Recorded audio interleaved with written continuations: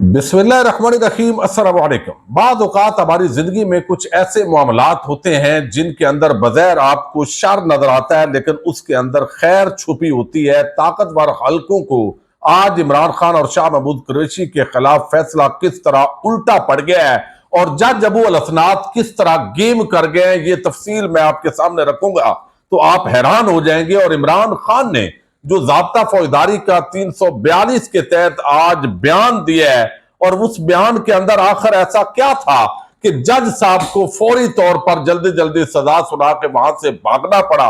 यह भी एक इंतहाई तारीख रकम हुई है जो इस बयान के अंदर साबिक वजीर आजम इमरान खान ने जो कुछ बयान किया है, यह भी आपके सामने रखना है। और एक और बड़ा ब्रेक थ्रू हुआ है। बगैर तो ऐसा है कि दूसरी तरफ तमाम मुखालफिन जश्न मना रहे हैं, लोगों को तहरीके इंसाफ से दूर भागना चाहिए। Noon League Peoples Party, Imran Khan की सियासत खत्म हो गई, अब तो इमरान खान नहीं आ सकता, ये जो बयानिए थे ये धबड़दोस हुए हैं। चूंकि इस वक्त भी इमरान खान की पार्टी में शमूलियत के लिए तहरीके इंसाफ के अमैत याफ्ता उम्मीदवारों के हक में दस्तबरदार होने के लिए जो साबिक MNAs हैं, MPAs हैं, उनकी दौड़ें लगी हुई हैं, लाइनें लगी हुई हैं। इनमें से चंद चीजें, मैं चंद जो मिसालें हैं वो आपके सामने रखने जा रहा हूं। इंतहाई आम वीडियो है, उम्मीद है आप समाप्त करेंगे और अपने कीमती फीडबैक से जरूर आगाह करेंगे। और जिन दोस्तों ने चैनल को सब्सक्राइब नहीं किया, अगर वो मुनासिब समझें तो चैनल को सब्सक्राइब कर सकते हैं। आज जो कुछ तमाशा हुआ, जो फैसला हुआ, उस पर आने से पहले मैं आपको बता दूं कि पंजाब के अंदर पिछले एक हफ्ते के अंदर जो सियासी हलचल मची है, और मैं जो लोग बताते हैं वो स्टाउट सहाफी, वो तमाम टीवी चैनल्स के अंदर बिठाए हुए मखसूस लोग, फिर कालम नगार, सरकारी गैर सरकारी जिस तरीके से हायर किए गए कि ये तो खत्म हो गया। लेकिन मैं 8-10 जगह आपको बताता हूं कि तहरीके इंसाफ के हक में बड़े मजबूत उम्मीदवार उन्होंने दस्तबरदारी की है, चूंकि उनको भी नजर आ रहा है कि अवाम तहरीके इंसाफ के खिलाफ है और यानी हक में है। और अगर हम तहरीके इंसाफ के हक में नहीं बैठते तो अवाम के अंदर हम नफरत की अलामत बनेंगे। तो लिहाजा इसके अंदर डेरा गाजी खान, ये NA 186 है, जहां पे मोहम्मद खान लगारी, ये साबिक MNA है, इन्होंने तहरीके इंसाफ के उम्मीदवार है सजाद छीना, उनके हक में ये दस्तबरदार हुए हैं। लोधरा NA 155 साबिक MNA है मियां शफीक राई और MPA फिर आमर इकबाल ये शाह, ये तहरीके इंसाफ के उम्मीदवार है। कैप्टन इज्जत जावेद, उनके हक में दस्तबरदार हुए हैं। ज़ाहिर है वहां पे जहांगीर तरीन भी है। फैसलाबाद ये NA 99 है, साबिक MNA नसरुल्लाह घुमन, तहरीके इंसाफ के उम्मीदवार मलक उमर फारूक के हक में दस्तबरदार हुए हैं। डस्का के सियालकोट के अंदर NA 73 है, ये साबिक MP है बाऊ रिजवान, ये तहरीके इंसाफ के पैनल के हक में दस्तबरदार हुए हैं। इसमें कुछ तहरीके इंसाफ के उम्मीदवार थे, नून लीग पीपल्स पार्टी, मुख्तलिफ जमातों से ताल्लुक रखने वाले लोग हैं। डस्का सियालकोट ये NA 73 है, साबिक MPA मैं आपको बता चुका हूं कि बाऊ रिजवान। सरगोदा NA 44 और NA जो है 83, साबिक MNA आमर चीमा और फैमिली तमाम सीटों से ये दस्तबरदार हुए हैं। और मैं आपको बता दूं कि ये NA 84 मलक शफकत आवान एडवोकेट है, उनके साथ 2 दिन पहले लोगों को गिरफ्तार किया गया रैली से पहले। बाकी सबको रिहा कर दिया गया, आज छोड़ दिया गया। रिहाई तो तब होगी जब गिरफ्तारी मानी जाए। जिन लोगों को अगवा किया गया था छोड़ दिया गया, लेकिन मलक शफकत अवान जो MNA के उम्मीदवार है सरगोदा की सिटी हल्का से, उनको आज ताजा इतला है, उनको नहीं छोड़ा गया और कहा गया कि इनको 3-4 दिन बाद जो अगवाकार हैं उनकी तरफ से एक आला अफसर थे मुबैना तौर पर, उन्होंने कहा जी 3-4 दिन बाद छोड़ेंगे। यानी आप देखिए, यानी सरगोदा बार से पहले कहा गया कि आप ये 22A 22B की जो रेट पिटिशन है ये वापस लें। वकला मुदाखरात करते रहे, उनका वकील एक अगवा है और उसको भी छोड़ा नहीं गया। अब मुदाखरात के जरिए बाकी लोगों को छोड़ दिया गया है और आज की ये ताजा खबर यह है कि उनको कहा गया कि 3-4 दिन बाद छोड़ देंगे। मुकदमा भी कोई नहीं है, अगवा है, लेकिन वो ज़ाहिर अगवाकारों ने के साथ मुदाखरात हुए हैं सरगोदा बार के। अब यहां पे जंग है PP 131, साबिक MPA इफ्तिखार बलोच, तहरीके इंसाफ के उम्मीदवार आजम चेला के हक में ये दस्तबरदार हुए हैं। ननकाना साहब के अंदर NA 111, साबिक MPA तारक बाजवा और साबिक MNA बिलाल विरक, ये तहरीके इंसाफ के उम्मीदवार अरशद साई के हक में ये दस्तबरदार हुए हैं। चकवाल NA 59, साबिक MNA फयाज टुमन और मुमताज टुमन, ये तहरीके इंसाफ के उम्मीदवार हैं। रोमान अहमद, उनके हक में दस्तबरदार हुए हैं। गुजरा NA 107, ये साबिक एमपी है बिलाल वड़ैत, असाम वड़ैत, ये तहरीक इंसाफ के उम्मीदवार हैं उसामा हमजा, उनकी हमायत के अंदर दस्तबरदार हुए हैं। तो एक जो बयानिया बनाया जा रहा था कि तहरीक इंसाफ के जो मुख्तलिफ उम्मीदवार होंगे वो दूसरे को जो है वो नहीं करेंगे हमायत, और इस वजह से ये आपस के अंदर लड़के तो ये करेंगे, तो मोस्टली तहरीक इंसाफ के और बाकी जमातों के भी लोग जो है जिनको मेन टिकट्स नहीं मिले वो तहरीक इंसाफ के हक में दस्तबरदार हुए हैं, चूंकि उनको अंदाजा है कि अवाम इस वक्त जो है वो तहरीक इंसाफ के साथ, इमरान खान के साथ खड़ी है। अब दूसरी तरफ इस्लामाबाद हाई कोर्ट के अंदर तोशाखाना और 190 मिलियन पाउंड ये नैब केसेस हैं, इनके ट्रायल के हवाले से जो दरखास्तें दायर की गई थी उनको रद्द कर दिया है आमर फारूक साहब और जस्टिस मोहसिन अख्तर कियानी। ये जोड़ी भी बड़ी जबरदस्त है इस्लामाबाद हाई कोर्ट के अंदर। लेकिन जो आज इमरान खान ने 342 का बयान दिया है ज़ाब्ता फौजदारी का, ये फाइनल स्टेटमेंट होती है, ये बयान बड़ा तारीखी है।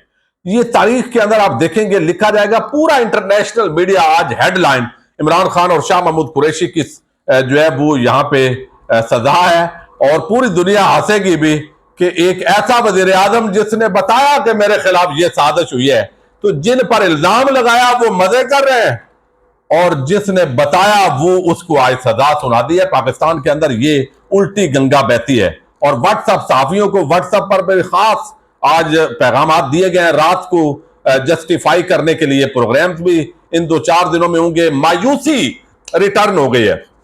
अब यहां पे जो तवक्को थी कि तहरीक इंसाफ के लोग जो है वो बैठ जाएंगे, वो एहतजाज करेंगे, कोई तोड़ फोड़ करेंगे, पूरा प्लान चौपट हो गया।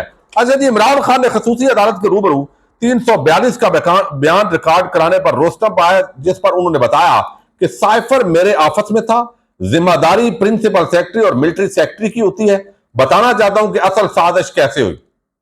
फिर उन्होंने कहा कि 3.5 साल के दौरान बतौर वजीर आजम सिर्फ साइफर की एक दस्तावेज गायब हुई। साइफर गुमशुदगी पर मिलिट्री सेक्रेटरी से कहा कि इसकी इंक्वायरी करो, जिस पर मिलिट्री सेक्रेटरी ने कहा कि इंक्वायरी की लेकिन साइफर का कोई सबूत नहीं मिला। यानी वो अफसरान जो होते हैं ना, वो साथ होते हैं ना, मिलिट्री सेक्रेटरी, प्रिंसिपल सेक्रेटरी, फिर दूसरे सेक्रेटरी, तो वो सारे जिनके पीछे अंडर होते हैं, जो उनके पीछे मालक होते हैं, तो अब सारी चीजें वो कहते हैं वजीर आजम ने तो नहीं संभालनी, वो तो अमले ने संभालनी होती है, तो उन्होंने वो किए। इमरान खान ने मजीद कहा कि 2 करोड़ 30 लाख वोटों से मुंतखब वजीर आजम को निकाला गया। मुंतखब वजीर आजम के खिलाफ साजिश में जनरल बाजवा और जनरल डोनाल्ड लू शामिल थे। हुसैन हक्कानी ने जनरल बाजवा के कहने पर मेरे खिलाफ लॉबिंग की। फिर उन्होंने कहा कि जनरल बाजवा से मुलाकात के लिए 3 रुकनी कमेटी बनाएगी। कमेटी में असद उमर, शाह महमूद कुरैशी और परवेज खटक शामिल थे। जनरल बाजवा ने कमेटी को कहा कि अपनी सिमत दुरुस्त करो वरना 12 साल के लिए अंदर जाओगे। रूस से वापस आया तो शाह महमूद कुरैशी ने मुझे साइफर पैगाम से आगाह किया। फिर उन्होंने कहा कि मेरी बाजवा से मुतअद्दिद मुलाकातें हुई, और ये आगे उन्होंने पूरी तफसीलात इस हवाले से बयान की है। तो इसके अंदर उन्होंने जनरल बाजवा जिस तरीके से उन्होंने किया मुलाकातें, और फिर इसके साथ जो है वो जो कुछ असल में हुआ है, आप देखिए, आप इन साफियों को, गरीदा फारूकी नामी एक नून लीग की सोशल मीडिया एक्टिविस्ट है, अब वो ये कह रही है कि साइफर जिस किस्म का केस है ये 10 साल की सजा तो बिल्कुल कम है। अब ये वो बेशरम तबका है, मैं अब उस देग में से दाना आपके सामने रख रहा हूं। नून लीग के भी और बाकी भी जितने ये सहाफी, यानी ये सहाफत नहीं कर रहे, बेसिकली इसको कुछ और उन्वान दिया जाता है, लेकिन बहरहाल ये टाउट किस्म के लोग हैं और ये कम है इनका काम। अब कोई भी सहाफी होगा तो कम या ज्यादा का पैमाना वो सहाफी तो नहीं बताएगा, लेकिन बहरहाल इसी तरह एक और टाउट है, उसका नाम क्या है, शाहजेब है, उसके नाम के साथ है आदल शाहजेब या इस तरह का नाम है। वो कहता है कि अब इमरान खान को नाक रगड़ना पड़ेगा, माफिया मांगनी पड़ेगी। यानी कैसे कैसे टाउट लोग मीडिया पे बिठा दिए हैं और उनको कहा गया कि ये सहाफी है, सहाफियों के रूप में ये टाउट जो है वो सामने लेके आ गए हैं। यानी वो इस तरह की बेशर्मी और बेहयाई कर रहे हैं कि सहाफत जो है वो खुद शर्मिंदा है उन पर। बहरहाल ये चीजें साथ साथ चलती रहती हैं। तो इमरान खान का ये जो बयान है जिसके अंदर डोनाल्ड लू, जनरल बाजवा और ये सारा उन्होंने सीन बयान किया कि असल जिम्मेदारी इनकी थी, वो जो सेक्रेटरी है मिलिट्री और बाकी वो उन्होंने करनी थी, लेकिन उन्होंने ये जो है वो इस तरीके से हिफाजत नहीं की। अब इसके अंदर जो सबसे बड़ी बात है वो ये है कि ये जो जज अबुल असनाद है, उन्होंने कहा कि मैं जज हुमायूं दिलावर नहीं हूं, मैं बहादुर जज हूं। और ये कुछ लोग दायर हम तनकीद करेंगे, दायर इमरान खान के लिए ये भी सजा बनती तो नहीं थी, लेकिन जो पहले एक बयानिया बनाया गया कि प्रोसिक्यूशन जो है वो सजाए मौत उम्र कैद उसकी तरफ इसको ले जाना चाहती थी, ये 10 साल सजा सुनाई गई। तो बुनियादी तौर पर यह बात दुरुस्त है कि ये सजा सुनाई, हम वक्ती तौर पर जज को गालियां भी देंगे, लेकिन जज जो है वो इमरान खान के हक में ये फैसला करके गया है। याद रखें, ये मुखालफत के अंदर फैसला नहीं किया गया, ये हक में फैसला सुनाया गया है। अब जो प्रेशर है, जो जजेस की फैमिली, बच्चे, वो सारी चीजें भी सामने रखेंगे तो ये चीज नजर आएगी कि अगरचे जो है इसके अंदर वक्ती तौर पे क्या है, सिर्फ ये है कि जेल के यानी जो 8 फरवरी के इलेक्शन हैं इस दौरान इमरान खान जेल में है। अब इसके अंदर एक तो शाह महमूद कुरैशी जो है उनका बयान 342 का रिकॉर्ड ही नहीं किया गया, जल्दी जल्दी के अंदर जज को भागना पड़ा है। क्यों भागना पड़ा है? इसलिए कि इमरान खान ने जो बयान दिया है कि लिखो जज साहब, ये जनरल बाजवा, ये डोनाल्ड लू, इन्होंने ये किया, इन्होंने वो किया, इन्होंने ये जो है वो इस तरीके से दौरा रूस हुआ, दौरा रूस के बाद ये हुआ, हमारा आपस के अंदर ये तय पाया, ये हमारी मुलाकातें हुई, वहां पर ये धमकियां दी। ये जो बयान है, जब ये आया तो यही बयान शाह महमूद कुरैशी की तरफ से भी आना था इसी तरह का। जज ने बगैर सुने, उन्होंने कहा बयान भी रिकॉर्ड नहीं किया। शाह महमूद कुरैशी जो है वो पुकारते रहे कि जज मेरा बयान तो सुन, लेकिन उन्होंने नहीं सुना और क्या कर दिया, वो फैसला फौरन सुनाया और वहां से वो चलते बने। अब यहां ये वो बलंडर है, एक तो शाह महमूद कुरैशी का जो स्टेटमेंट है वो रिकॉर्ड नहीं हुई, दूसरा ये जितनी स्पीड के साथ ट्रायल हुआ वो सब जो है वो नजर आ रहा है पिछले चंद दिनों से। फिर जबरदस्ती इमरान खान के वकला को मौका नहीं दिया गया और खुद से सरकारी लोगों ने जरा कर दी। अब ये 3 ऐसे पॉइंट्स हैं इसके अंदर। फिर ये है कि साइफर का बुनियादी तौर पर मुकदमा बनते ही नहीं है, ये चौथी बड़ी आम बात है, क्योंकि इमरान खान ने जिनको कहा कि इल्जाम लगाया उन पर जो है वो बाकायदा इन्वेस्टिगेशन ही नहीं हुई। फिर उन्होंने आईबी और दीगर एजेंसीज के हवाले से बताया जो हार्स ट्रेडिंग हुई, साइफर में जो कुछ लिखा गया उस पर अमल भी हो गया।